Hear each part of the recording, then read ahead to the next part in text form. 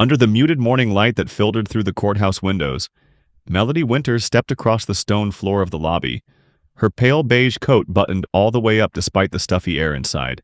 She walked with a gentle poise, her shoulders drawn back, her face composed, though it was clear to any attentive observer that her posture was less about confidence and more about trying not to tremble. At 28, Melody had the kind of quiet beauty that rarely drew immediate attention. Soft features, light brown hair tucked into a simple bun, no makeup, no jewelry, nothing to signal wealth or power. Her only accessory was the small backpack she carried slung over one shoulder, a worn canvas thing with a dinosaur keychain dangling from the zipper, clearly belonging to the boy who walked beside her. Luke, her 8-year-old son, clung to her hand without speaking. His hair was slightly tousled from the brisk wind outside, his knees scraped from a recent fall on the playground, and his eyes, large, intelligent, and watchful, flicked around the room, taking in the cold marble, the people in dark suits, the heavy wooden doors that loomed ahead. His other hand was clutching a small paperback copy of Charlotte's Web, a book Melody had read to him so many times. The corners of the pages were soft and curling. They moved toward the reception area, unnoticed by most. Just another young mother with her child, waiting for justice that likely wouldn't come. They were there for a custody hearing. Melody had known this day would arrive, even as she prayed it wouldn't. Ever since Martin, her ex-husband, had remarried and moved in with his well-positioned, calculating new wife, the balance had shifted. She could feel it. In the sudden coolness of his tone, the carefully worded legal notices, the way he spoke to her through lawyers instead of through shared history. But it wasn't Martin she feared. It was Glenda, his mother, a woman who had always treated Melody as a temporary inconvenience, a mismatched thread in the otherwise pristine family tapestry. And now, as if the courtroom weren't enough, Glenda had chosen to appear in person. Melody saw her before she heard her. Dressed in a dark navy wool coat with a silk scarf draped elegantly over her shoulder, Glenda walked through the hallway with the air of a woman who owned the courthouse, her heels clicking sharply against the floor, eyes scanning like a predator's. When she reached them, Melody instinctively stepped in front of Luke, but Glenda's smile was tight and artificial. "We need to talk," she said coldly. Melody didn't respond, and perhaps that was her mistake, because before she could process it, Glenda's hand struck her face. Swift, brutal, and loud enough to echo against the marble walls. Gasps rose from the nearby benches, but no one moved, no one interfered. A security guard shifted his weight but looked away. It had all happened too fast.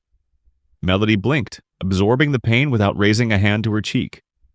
Her vision blurred slightly from the shock, but she kept her feet planted. She didn't cry out, didn't stumble. She merely turned her head back, eyes glassy, lips tight, and looked at her son, who had frozen in place. Luke's grip on her hand hadn't loosened. He didn't cry or speak. He just looked at her with wide eyes, then leaned in slightly and whispered, "You didn't fall. I knew you wouldn't." The courtroom doors opened behind them. The clerk called her name. Melody took a deep breath and straightened her spine. Without a word, she walked forward, her son by her side, her cheek stinging, but her dignity untouched. The courtroom was colder than the hallway, not in temperature, but in atmosphere. The air seemed still, almost clinical, as if deliberately scrubbed of warmth or empathy. Melody followed the clerk toward the modest wooden bench designated for her, each step echoing softly as she tried to ignore the stinging warmth on her left cheek. Luke sat quietly beside her, his little legs swinging slightly above the floor, the book still clutched in his hands like a shield. Across the room, Martin sat with his attorney, a woman named Karen Wexler, crisp in a gray suit with sharp lapels and a demeanor that exuded rehearsed sympathy and thinly veiled superiority. He didn't meet Melody's eyes. Instead, he leaned over to whisper something to Karen, who gave the briefest of nods before adjusting a folder of documents on her lap. Glenda had not taken a seat with her son. Instead, she positioned herself several rows behind, arms crossed, gaze unwavering. There was no trace of guilt in her expression, no shame for the slap she had delivered just moments ago.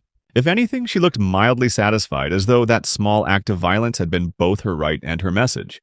Melody tried not to look back at her, but she could feel the woman's stare burning between her shoulder blades, a constant pressure that threatened to derail her already unsteady composure. The judge entered, a man in his early 60s with an expression carved from stone. He sat without flourish, adjusted his glasses, and began with procedural formalities. His voice was neutral but not unkind. Melody focused on its cadence, letting it anchor her, pretending that she could float above what was about to happen. Karen Wexler was the first to speak, and she did so with practiced confidence, standing and walking toward the center of the room as though giving a TED Talk. She addressed the court with ease, explaining that while Mr. Blair did not wish to make this process adversarial, he was deeply concerned for the emotional well-being and long-term stability of his son, Luke. She spoke of recent inconsistencies in Melody's housing situation, the fact that she was currently unemployed, and used the word unstructured to describe Luke's day-to-day life. At one point, she referred to Melody's circumstances as unfortunately erratic, despite her obvious love for the child. Her tone was gentle, but the words were barbed, carefully crafted to sound fair while quietly dismantling Melody's credibility. Melody sat still, her hands folded tightly in her lap, every muscle in her body rigid. Her heart thudded against her ribs like a trapped animal, and she fought the urge to interrupt, to correct, to explain. But she knew she had been warned that interruptions would only hurt her case. She was not here to appear emotional. She was here to appear rational, responsible, credible. Karen Wexler spoke for nearly 15 minutes, presenting vague reports from a neighbor who claimed to have heard shouting from Melody's apartment, and a letter from Luke's substitute teacher mentioning he had appeared withdrawn during a group reading exercise. There was no mention of Melody's countless nights tending to her ailing grandmother, of the job offers she had turned down to provide end-of-life care, or the freelance tutoring sessions she still conducted to keep groceries in the fridge and Luke in. Clean clothes? None of that, apparently, had found its way into the record. When the judge finally looked at Melody and asked if she had anything to say in response, her voice caught in her throat before she managed to speak. "Your Honor," she began, more quietly than she'd meant, "everything they've said is partially true. I did leave my job. I do live month to month. But I did it to take care of my grandmother when no one else would. And during all of it, my son was never without dinner, never without a bed, never once left alone." She paused, surprised to find her voice growing steadier. "I may not have a full-time salary right now, but I have a home. I have a child who is fed and loved and read to every night. He is not a project or a possession. He is my world." There was a beat of silence in the room, long enough to be uncomfortable. Karen opened her mouth to respond, but the judge lifted a hand to pause her. He asked Melody a simple question. "Do you currently live alone with your son?" Melody nodded. "Yes. Since the divorce, it's been just the two of us." The judge wrote something down, then turned to Martin, who had until now remained largely silent. "Mr. Blair," he said, his tone still even, "I'd like to hear from you directly. Why have you decided to file for sole custody now, after nearly 3 years of joint parenting with no legal complaints?" Martin hesitated, clearly not expecting to be addressed so soon. He cleared his throat and sat forward. "Your Honor, it's not that I doubt Melody's love for Luke. It's just, I believe he needs more stability than she can offer, especially now, with her out of work and moving between short-term leases. And my wife and I..." He gestured vaguely toward the back of the room. "We can provide a more structured environment." "Your wife?" the judge repeated. "Not Luke's mother." Martin stiffened slightly. "No, sir, but she's prepared to be a strong maternal presence." Melody closed her eyes for a moment, willing herself not to react, not to flinch. Luke reached for her hand under the table, and she squeezed his fingers tightly in hers. The judge made a note, then leaned back in his chair. "I'll be reviewing documentation from both parties. For now, this is a preliminary hearing. But before we adjourn, I'd like to ask something important," he said. His voice dropped slightly, becoming more pointed. "Mrs. Blair, would you be willing to speak briefly about your relationship with the child?"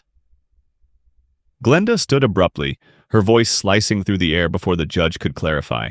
"I have helped raise that boy since birth," she said sharply.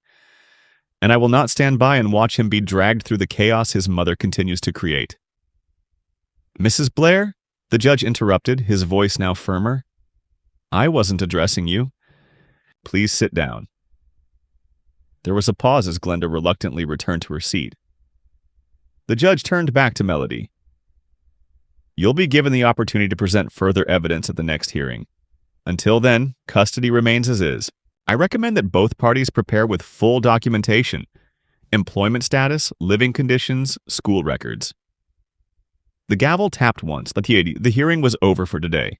As people stood and began to file out, Melody stayed seated, her fingers still wrapped around Luke's. Her cheek still throbbed where Glenda's hand had landed earlier that morning, but the pain felt distant now, overtaken by a colder, quieter fear. She had spoken, yes. She had told the truth. But truth didn't always win. Not in rooms like these. Not when people with power spoke louder than people with memory.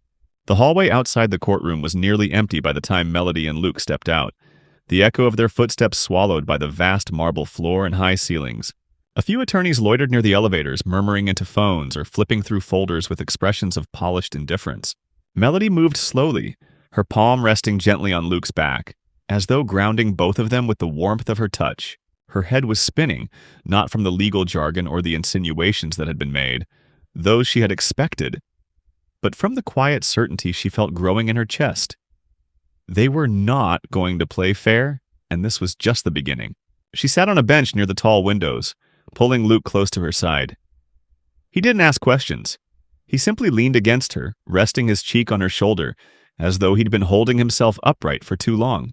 The stillness was broken only when she reached into her coat pocket and pulled out a small granola bar, one of the few things she had remembered to pack that morning. He took it without a word and began to chew thoughtfully, still watching the door to the courtroom, perhaps expecting someone to come after them. Melody's eyes burned, but she blinked the tears away. She had cried enough behind closed doors. The courtroom was sterile, yes, but it was out here, yet in the liminal spaces between judgment and memory, where real battles were fought. And she knew one thing with clarity now. Martin and his mother were not simply seeking legal clarity. They were coming for her integrity. And they wouldn't stop until they had either taken her son or broken her into someone unrecognizable. By the time they returned home, a modest 2-bedroom unit on the edge of town with cracked linoleum floors and a leaky faucet in the kitchen, the late afternoon light was slipping across the narrow living room in soft streaks. Luke went to his room without prompting, and Melody hung her coat on the same hook she had used since they moved in. There were toys in the corner, books stacked unevenly on the small shelf, and a single plant drooping slightly on the windowsill. A quiet testimony to a life held together not by money or order, but by deliberate, persistent love. She walked into the kitchen, poured herself a glass of water, and stood at the sink, staring out at the skeletal branches of the tree in the courtyard. Her phone buzzed on the counter. A text from Martin. "We need to talk. Privately. No apology. No acknowledgement of what had happened in court or of his mother's behavior." Just a summons, as if nothing had changed and she was still expected to follow his rhythm. She didn't respond. The next morning, the pressure began to mount in subtler, more insidious ways. First came the email from the building manager informing her that her lease would not be renewed in June. Nothing personal, just restructuring. Then, at the grocery store, her card was declined. She had known it would be tight until the tutoring check came through, but the timing couldn't have been worse. The clerk, a teenage girl with glittered nails and a gum-chewing mouth, looked at her with a mix of pity and boredom as Melody fumbled for cash, pulling out wrinkled bills and apologizing under her breath. Later that day, she arrived at Luke's school for pickup and noticed the assistant principal waiting near the gate. Ms. Carruthers was a tall woman with an air of administrative concern, the kind that always hovered just on the edge of condescension. "Ms. Winters," she said, with that bright, performative smile that made Melody's stomach tighten. "I was wondering if we could set a time to chat this week. Nothing urgent, just some questions about Luke's participation in home routine." Melody nodded, murmured a polite agreement, but she already knew. Martin was planting seeds. She could feel the network of judgment slowly encircling her. Soft, polite voices all repeating the same refrain. "We're just concerned." As if concern, when dressed in civility, couldn't still be a blade. When she returned home that evening, she found a thick envelope tucked halfway under her door. Inside, an updated legal motion, listing several new witnesses, none of whom Melody recognized. A former babysitter, a neighbor from a year ago, someone who claimed to be a friend of the family. The motion used the same language Karen had favored in court. Emotional instability, lack of structure, questionable judgment. It painted a picture of her that Melody barely recognized. Someone careless, inconsistent, unreliable. But what struck her wasn't just the content, it was the speed. Martin was accelerating the case. He wasn't just gathering testimony, he was orchestrating something. And as she reread the final line of the motion, temporary suspension of maternal custody pending psychological evaluation, she felt the floor beneath her tilt ever so slightly. That night, after Luke was asleep, she sat at the kitchen table with her notebook. It was the same notebook she'd kept since her college years, back when she wrote essays and observations, snippets of dialogue from strangers on the train, fragments of poetry she never shared. She opened it to a blank page and wrote a single line. "They will not define me by what they do not know." Then she closed it and exhaled. She had spent most of her life being quiet. Not out of fear, but because silence had always served her. In classrooms, in her marriage, even in the early months of motherhood, she had learned that people revealed themselves most when you didn't interrupt them. But now, as the weight of Martin's campaign pressed down harder, she realized silence would no longer be enough. 3 days later, she arrived at the courthouse for the follow-up hearing, wearing the same pale coat, hair pinned simply, no makeup. Glenda was already there, her posture immaculate, her expression faintly amused. Martin arrived 10 minutes later, adjusting his tie, flanked by Karen Wexler. Melody kept her eyes forward. The hearing began on time. Karen opened with new claims, referencing the latest statements in the motion. She spoke of patterns of detachment, of questionable emotional reactions, and all the while Melody sat quietly, face unreadable. The judge, however, paused after a moment. "I'd like to hear from the child's mother," he said, and folded his hands, signaling the shift in the room. Melody stood. Her voice didn't tremble. "Your Honor," she said, "they're right. I am not polished. I have lived in rentals. I have cried at night. I have taken jobs that barely paid enough to get us through. But I have also been there every night, for every bad dream, every fever, every scraped knee. I didn't pay someone else to love my child. I did it myself." A hush fell over the room. Even Karen looked momentarily unsure of her footing. Martin's jaw tightened. Glenda crossed her arms. Melody turned to the judge fully. "I'm not asking to be called perfect. I'm asking to be seen for who I am, not who they want me to be so they can win." The judge didn't respond right away. He looked down at his notes, pen tapping against the wood. Then, quietly, he said, "I'll be requesting a home visit before proceeding with any custody modifications." And just like that, the momentum shifted. Not completely, but enough to slow the spiral. Melody sat down. Luke reached up, touched her hand, and whispered, "You didn't let them change you." She didn't answer. She just squeezed his hand and stared straight ahead. The fight was far from over, but she had reclaimed something that no document could erase. The morning of the home evaluation arrived with an almost unnatural quiet.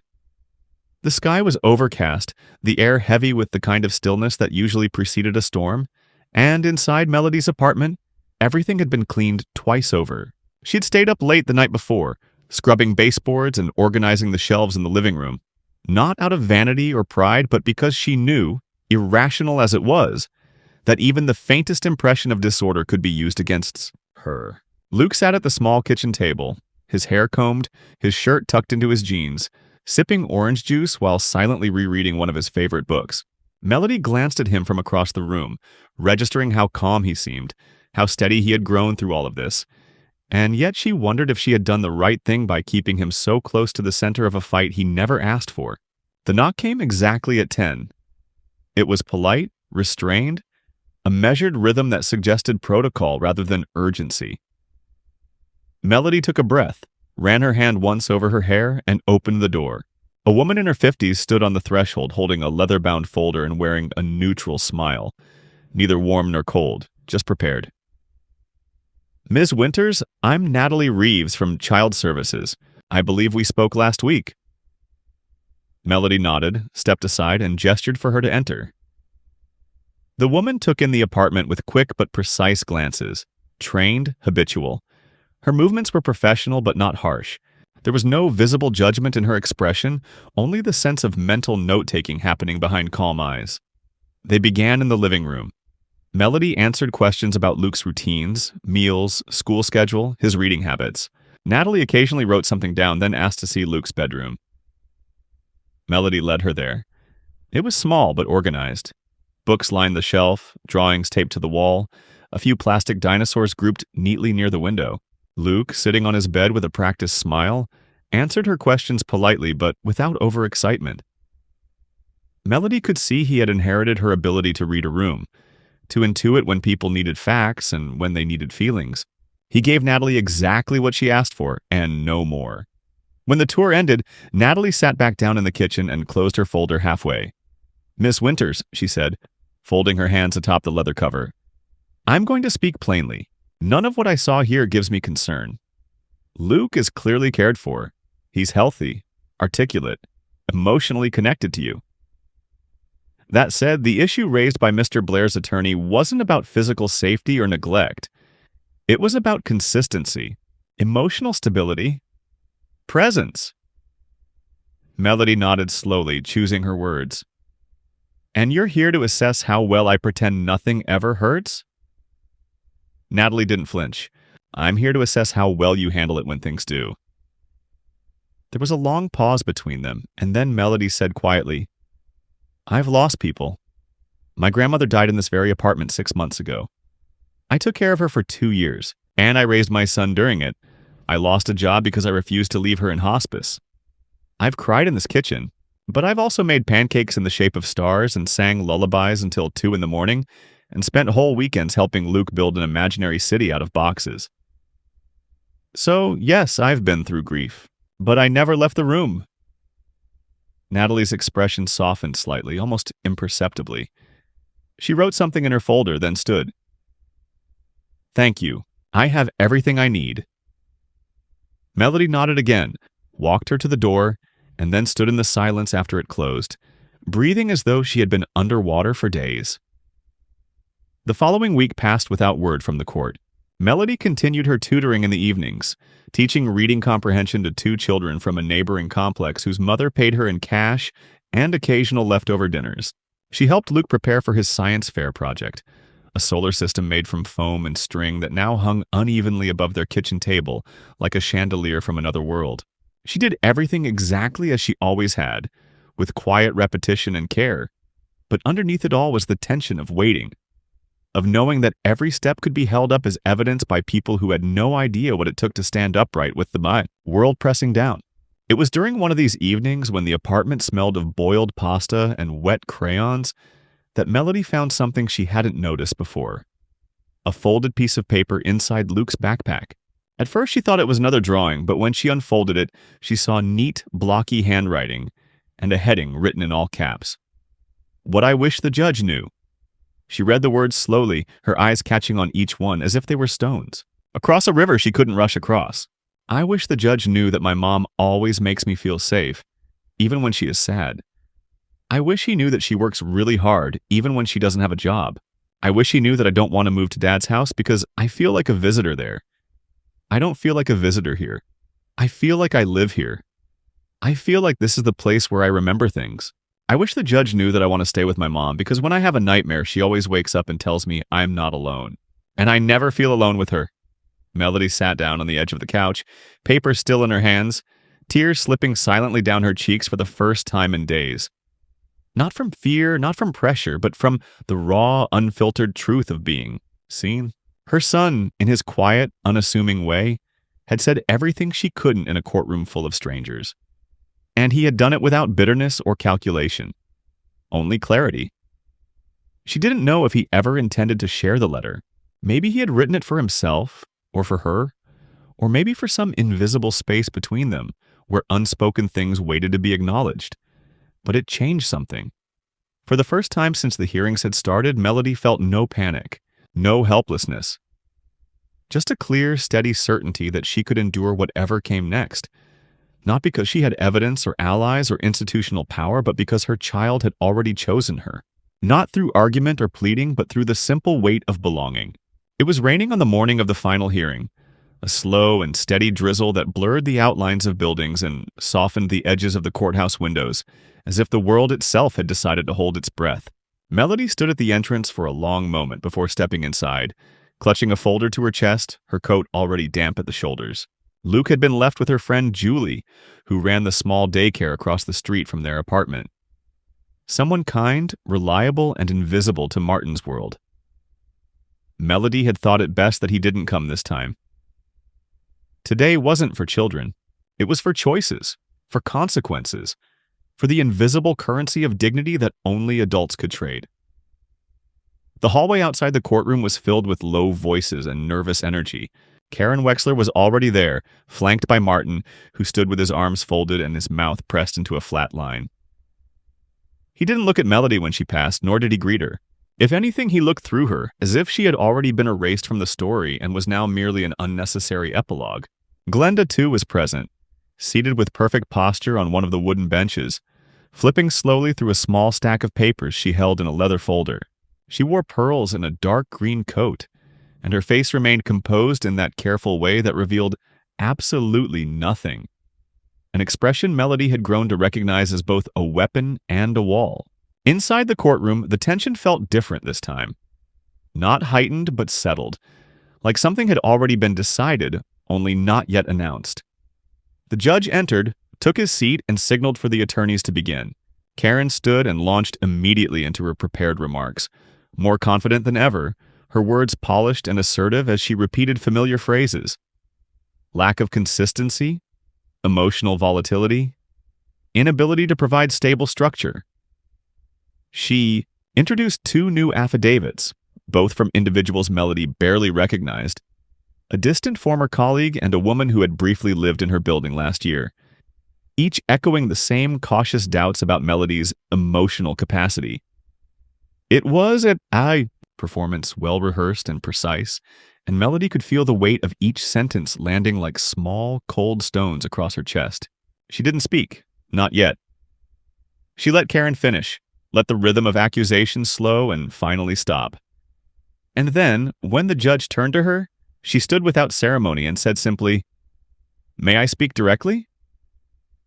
The judge nodded. His expression remained neutral, though something in the set of his jaw suggested openness. Melody didn't look at Martin or Glenda or Karen. She looked forward, eyes level, and began in a voice quiet but unwavering. "Your Honor, I don't have a legal team. I don't have money to gather statements or character witnesses or letters written by people who never sat at my kitchen table.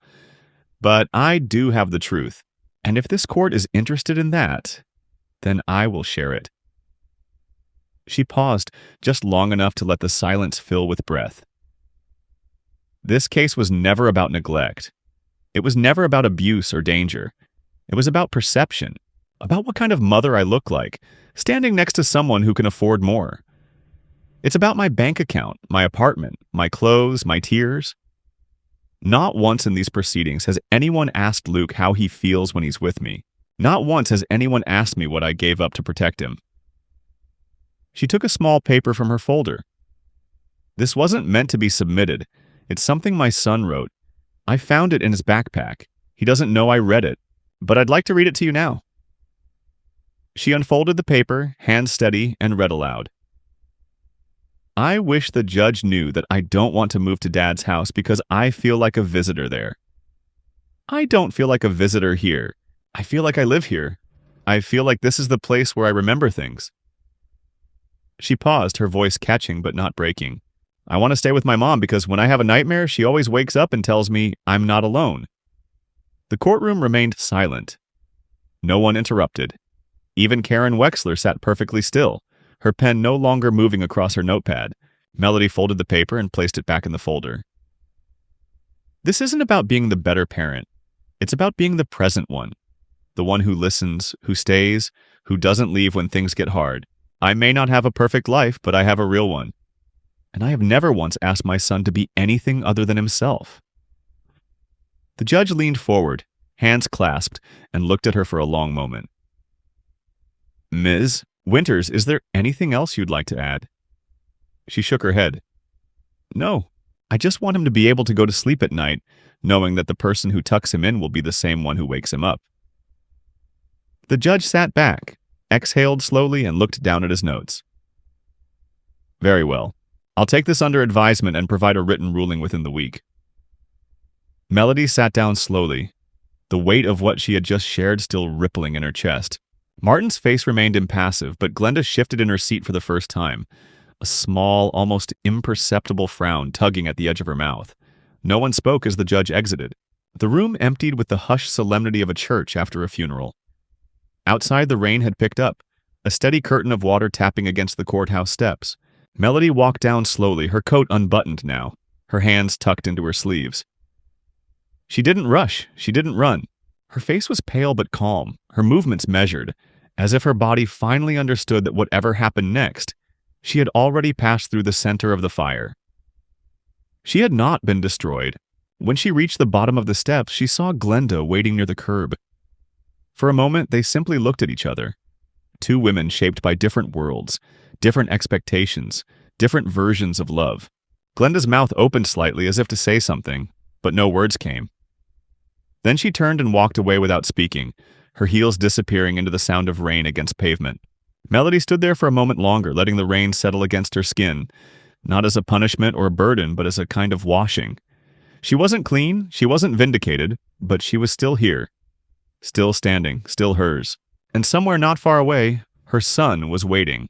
The letter arrived on a Thursday morning, folded neatly inside a cream-colored envelope marked with the court seal, slipped through the apartment door with all the weight and finality of a verdict.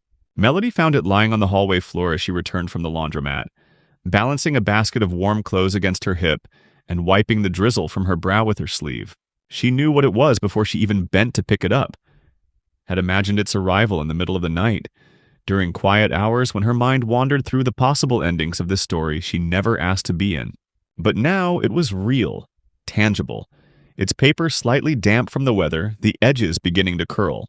She carried it inside, set down the basket, and placed the envelope on the table. For a long moment she simply stared at it, as if willing the ink inside to shift, to change, to become gentler. Luke was at school. The apartment was quiet. The stillness in the air reminded her of her grandmother's old parlor, where clocks ticked with meaning, and even the dust settled with intent. Melody poured herself a glass of water, took a slow sip, then finally opened the envelope with a careful finger.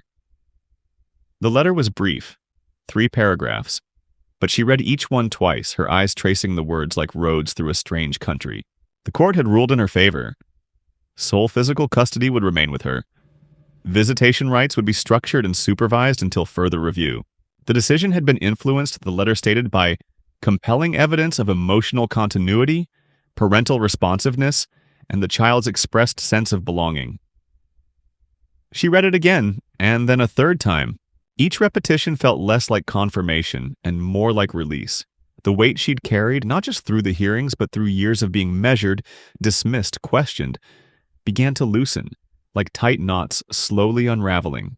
She didn't cry. Not because the moment didn't warrant it, but because the tears had been spent already, in dark kitchens and empty hallways, in whispered conversations with herself when no one else could hear. What she felt now wasn't triumph, but stillness. Not the stillness of defeat, nor even relief, but the deeper kind. The kind that comes after a storm when the sky doesn't clear, but simply pauses. Later that afternoon, she waited at the school gates, the letter folded and tucked into her coat pocket, softened by the fabric and the slow warmth of her body. When Luke came running toward her, hair tousled, backpack bouncing, his face lit with the uncomplicated joy of a child, unburdened by proceedings and paperwork, she knelt to catch him in her arms. He leaned into her shoulder, talking fast about a science experiment and a classmate who had spilled milk everywhere, and how he wanted to show her something he drew in his notebook. She smiled and nodded, holding him closer than usual. Her face turned slightly so he wouldn't see how tightly her eyes were closed. As they walked home, the sidewalk slick with late rain and leaves stuck like little medallions to their boots, Melody told him gently that the court had made a decision. Luke looked up at her with wide eyes, curious but not afraid. "Do I have to go live with Dad now?" he asked, not accusing, just seeking clarity. She shook her head slowly, her voice barely above a whisper. "No, sweetheart, you're staying here. With me."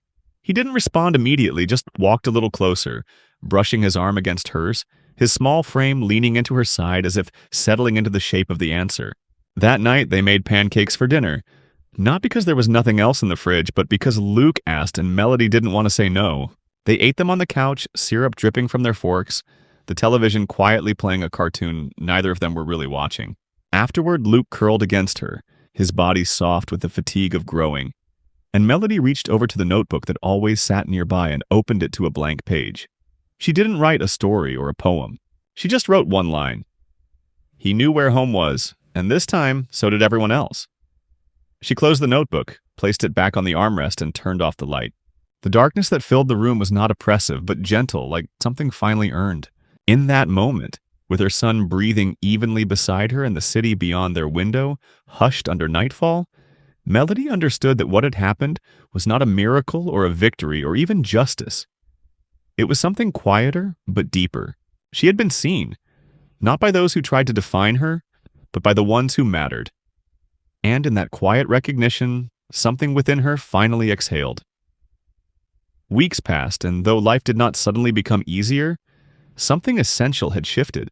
The days still began with the quiet urgency of school mornings. Lunches packed in reused containers, coats zipped, boots laced, but the undercurrent of fear had vanished, leaving behind something steadier, like a cleared path beneath melting snow. Melody moved through her routines with a lightness she hadn't felt in years, a subtle confidence that came not from certainty, but from having withstood something meant to break her. Luke, too, seemed changed. Not in some grand, theatrical way, but in small, tender gestures. The way he lingered longer in their bedtime conversations, the way he began humming to himself while drawing, the way he held her hand a little less out of need and more from habit. He had always been brave, but now he was beginning to feel safe. And that Melody realized was the greater miracle.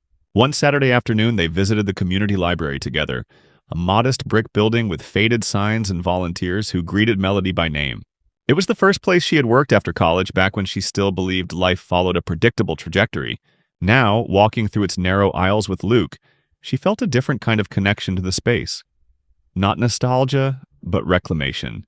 They browsed quietly, pulling books from shelves, reading aloud at a small corner table.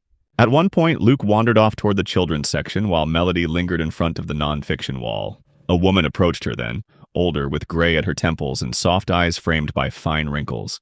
"Excuse me," she said gently. "I just wanted to say, I was in the courtroom that day." Melody turned, surprised, unsure how to respond. "I was there for another case, but I stayed after they called yours. I remember what your son said. I haven't stopped thinking about it." Melody felt her breath catch, but the woman's voice was kind. "You carried yourself with grace. You didn't fight the way people expect. You stood still, and still, you won." They exchanged a quiet smile, nothing more, and the woman walked away, leaving Melody standing beside the biographies, heart unexpectedly full. That evening, as they walked home in the fading winter light, Luke skipped ahead, balancing along the curb with outstretched arms. He turned suddenly, walking backward, his cheeks pink from the cold. "Mom," he called, "do you think everything is okay now?" Melody paused, watching him, his jacket too big, the hem of his pants muddy. "I don't know if everything will always be okay," she said, honest as ever, "but I think now we're exactly where we're supposed to be." He nodded, seeming to accept that answer, and turned back toward the street ahead. As they reached their building and climbed the stairs together, Melody realized something simple and profound. That victory for her had never meant revenge or vindication. It meant Luke's laughter returning without fear. It meant walking through the world not with armor, but with openness. It meant being the kind of woman who didn't need to prove her worth, only to live it day by day, quietly, fully. And that was exactly what she intended to do.